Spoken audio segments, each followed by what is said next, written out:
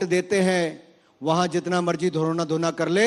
यहां पर गुजरात से लेके त्रिपुरा, त्रिपुरा से लेके मेघालय और नागालैंड तक, उत्तर प्रदेश, उत्तराखंड, मणिपुर, गोवा, सभी जगह भारतीय जनता पार्टी की जीत हुई है।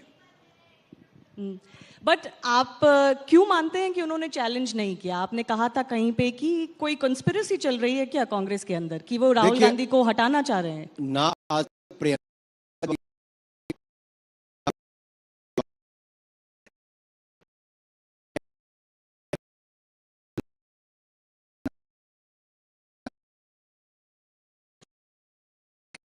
इस बेसिस पे कह रहे हैं कि ये साजिश है, क्योंकि हो सकता है ये उनकी स्ट्रैटेजी हो, वो सिंपैथी गार्नर करना चाह रहे हैं, लोगों को मोबिलाइज करना चाह रहे हैं। सड़क पे कहीं पे 4 लोग, कहीं पे 6 लोग, कहीं पे 12 लोग, कहीं पे 18 लोग, और कहीं तो राजस्थान में एक मंत्री ने यहां तक कह दिया अगर राहुल गांधी की सपोर्ट में नहीं आओगे तो पार्टी से निकाल दिए जाओगे। यानी कि आने वाले तैयार नहीं हो पा रहे लोग, भटकते फिर रहे कि कोई सपोर्ट में आ जाए। तो आपको लगता है इससे कोई फायदा नहीं होगा कांग्रेस को? अरे किस बात का फायदा को? पूरे पिछड़े समाज का अपमान करने वाले को क्या लगता है पिछड़ा समाज सपोर्ट करेगा? क्या बाकी लोग जिनके लिए भारत का कानून एक जैसा है वो किसी और दूसरे व्यक्ति को सोचे जो देश के कानून से, उसको सपोर्ट करेंगे? जो भ्रष्टाचार के मामले में बेल पर है क्या उसको सपोर्ट करेंगे? योगदान क्या है उनका देश के लिए? क्या योगदान है? आप बार बार ये कह रहे हैं कि वो जो बार बार कहते हैं कि हमारे परिवार ने कुर्बानी दी, अरे देश में 60 साल से ज्यादा राज आपके परिवार ने और आपकी पार्टी ने किया है। हजारों लोगों ने अपनी कुर्बानी दी लेकिन उनको सांसद बनने का अवसर भी नहीं मिला, लेकिन आपके परिवार को कई बार प्रधानमंत्री बनने का अवसर मिला है, 3-3 पीढ़ियों को। आप बार बार ये कहते हैं कि वो विदेशी देशों के सामने घुटने टेक रहे हैं, लेकिन कांग्रेस ये कहती है कि उन्होंने तो कभी इंटरवेंशन मांगा ही नहीं, और अभी भी अगर वो बात कर रहे हैं तो सिर्फ यही कह रहे हैं कि दूसरे देशों को देखना चाहिए कि भारत में क्या हो रहा है, क्योंकि भारत में अब डेमोक्रेसी नहीं है, तो दुनिया को फर्क पड़ना चाहिए इससे। क्या भारत के संवैधानिक संस्थाओं में कांग्रेस का विश्वास खत्म हो गया है? ये बार बार प्रश्न चिन्ह खड़ा करते हैं सुप्रीम कोर्ट पर, बार बार इलेक्शन कमीशन ऑफ इंडिया पर, ईवीएम पर,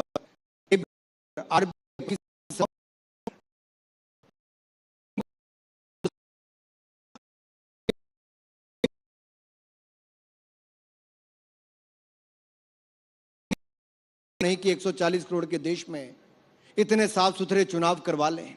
आप किसी राज्य में जीत जाएं तो ईवीएम ठीक है, आप हार गए तो ईवीएम में खराबी है। पर मैं आपसे एक सवाल पूछना चाहती हूं, आप इंफॉर्मेशन और ब्रॉडकास्टिंग मिनिस्टर भी हैं। बीजेपी बार बार ये बोलती है कि एक वेस्टर्न नैरेटिव है इंडिया के खिलाफ, उसकी ग्रोथ के खिलाफ वेस्टर्न एजेंडा चलता है, उसमें बहुत से भारतीय लोग भी मिले हुए हैं। अभी आपने बीबीसी टर्म यूज किया, आपने देखा होगा कि उस डॉक्यूमेंट्री को लेके कितना बवाल हुआ, उसके बाद कुछ ओपेड्स वगैरह भी लिखे जाते हैं, मैगजीन में कवर होते हैं।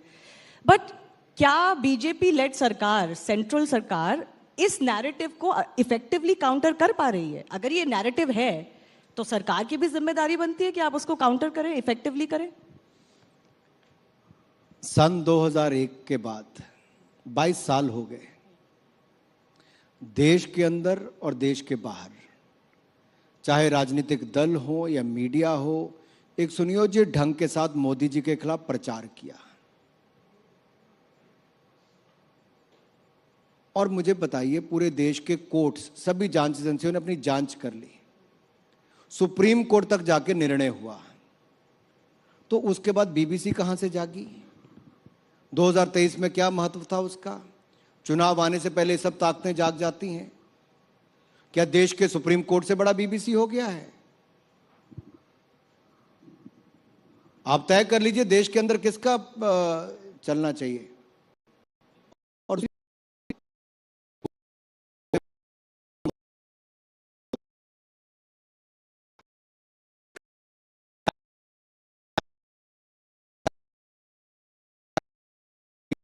फिल्मों में नरेंद्र मोदी जी बसते हैं, तभी 2014 में 30 वर्षों के बाद अगर किसी को पूर्ण बहुमत मिला तो नरेंद्र मोदी जी को मिला, और 2019 में उससे ज्यादा सीटों के साथ फिर एक बार सरकार 303 सीटों के साथ मिली तो नरेंद्र मोदी जी को मिली। और 22 साल के अपने राजनीतिक करियर में, 22 साल छोटे नहीं, कम नहीं होते, एक भी छुट्टी जिस व्यक्ति ने अपने लिए, अपने परिवार के लिए ना ली हो, अपनी मां के देहांत के यानी कि उनको अग्नि देने के 2 घंटे के बाद वो देश के लिए अपना काम वापस शुरू कर दें। मैंने तो अपने 48 साल के जीवन में कोई प्रधानमंत्री ऐसा नहीं देखा, ये केवल नरेंद्र मोदी ने करके दिया। ये समर्पण भाव है। आप इनकी तुलना किससे करते हो? राहुल गांधी जी से। वो अपने आप को कहते हैं मैं सावरकर नहीं बन सकता। अरे भाई तुम कुछ नहीं बन सकते। हर तीसरे महीने के बाद तुम्हें फॉरेन जाना है, विदेशी यात्रा पर जाना है। जिनकी छुट्टियां देश में नहीं होती विदेश में होती, वो क्या देश के लिए समर्पित होंगे?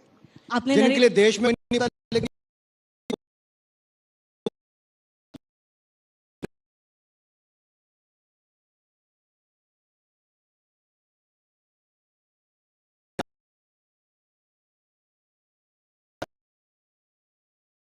नेतृत्व में बन रहा है। जी, मेरे पास 5 मिनट है। मैं आपसे थोड़ी बहुत स्पोर्ट्स की बात करना चाहती हूँ, लेकिन उससे पहले मैं आपसे पूछना चाहती हूँ, आपने नरेंद्र मोदी जी की बात करी। उन्होंने अभी बीजेपी के हेडक्वार्टर्स में जो फंक्शन आपका हुआ था, उसमें बिल्कुल खुले में बोला था कि करप्शन के खिलाफ जो फाइट चल रही है वो रुकेगी नहीं। बहुत क्लियर मैसेज उन्होंने दिया था। आप देख रहे होंगे कि दिल्ली के जो चीफ मिनिस्टर हैं अरविंद केजरीवाल, वो आजकल दिल्ली असेंबली में उन्होंने बहुत बयान किए हैं प्राइम मिनिस्टर नरेंद्र मोदी के खिलाफ करप्शन के इशू पे और निजी करप्शन के इशू पे। आप उसका कुछ रिस्पॉन्स देना चाहेंगे? मैं तो केजरीवाल जी पे हंस ही सकता हूं। मुझे उनका चेहरा देख के कई बार हंसी आती, कई बार रोना भी आता है। ऐसा क्यों? जो व्यक्ति की राजनीति में आना ही झूठ पर हुआ हो, जो अपनी बेटियों की कसम झूठी खाकर राजनीति में आया हो, जिसने झूठ बोलने का निर्णय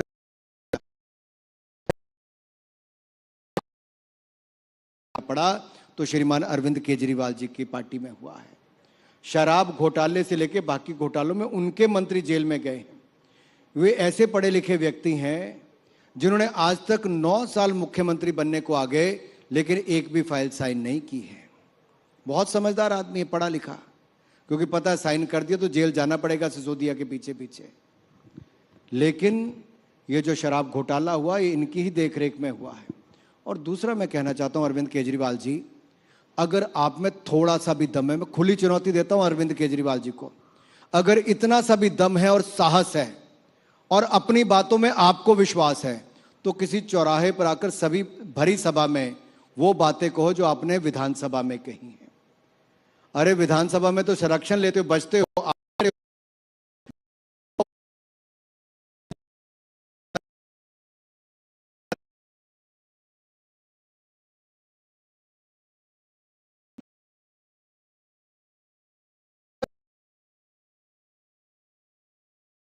कितने ऐसे मुकदमों में अरविंद केजरीवाल जी ने माफी मांगी है? जरा देश को बताइए, कितनी बार झूठ बोला है?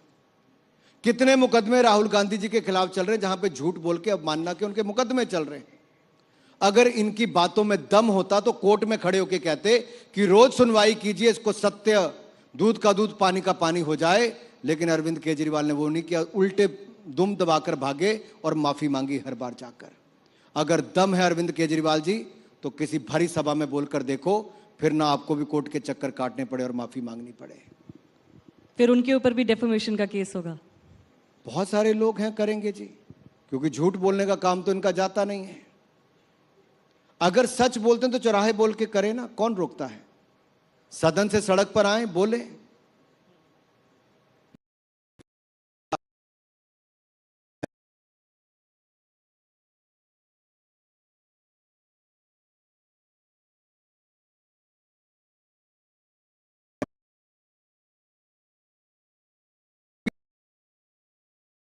केजरीवाल है, मैं आज आपके नंबर 1 चैनल पर बोलकर जा रहा हूं।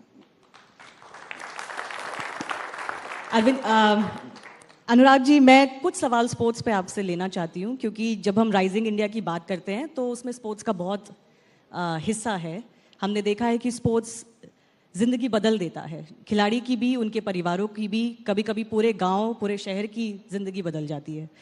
मैं आपको याद दिलाना चाहूंगी, लोकसभा में स्पोर्ट्स मिनिस्ट्री ने कहा है कि खेलो इंडिया के तहत उन्होंने करीब 2500 एथलीट्स को आइडेंटिफाई किया है, उनका सपोर्ट किया जा रहा है ग्रास रूट लेवल पे।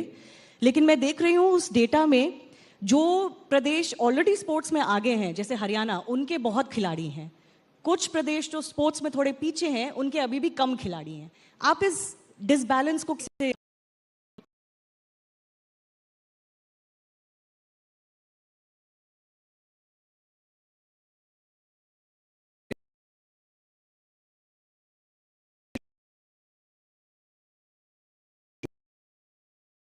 पे लगभग 100 करोड़ रुपए हमारा खर्च हुआ है। दूसरी स्कीम है खेलो इंडिया एथलीट्स के लिए, जहां पर प्रत्येक खिलाड़ी के ऊपर लगभग 6,28,000 रुपया खर्च एक खिलाड़ी के ऊपर होता है।